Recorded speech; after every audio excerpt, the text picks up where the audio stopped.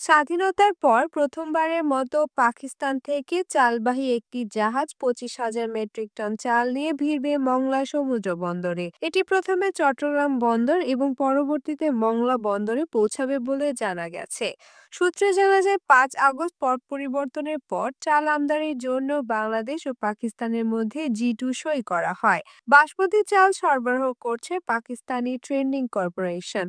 25,000 metric ton চাল নিয়ে করাচির port Qasim থেকে জাহাজটি চট্টগ্রাম বন্দরের উদ্দেশ্যে রওনা হয়েছে। পাকিস্তানের সংবাদ মাধ্যমে এই খবর প্রকাশ করা হয়েছে। খবরে বলা হয়েছে, 1971 সালে স্বাধীনতার পর প্রথমবারের মতো পাকিস্তান ও বাংলাদেশ সরকারি পর্যায়ে সরাসরি বাণিজ্য পুনরায় শুরু করেছে। পাকিস্তান সরকার অনুমোদিত প্রথম কার্গো বন্দর কাসিম ছেড়েছে। দ্বিপাক্ষিক বাণিজ্য সম্পর্কে এটি একটি ঐতিহাসিক পদক্ষেপ, কারণ ট্রেডিং কর্পোরেশন অফ পাকিস্তানের মাধ্যমে 25,000 টন চাল কিনতে সম্মত হয়েছে বাংলাদেশ। চুক্তিটি ফেব্রুয়ারির শুরুতে চূড়ান্ত করা হয়েছিল।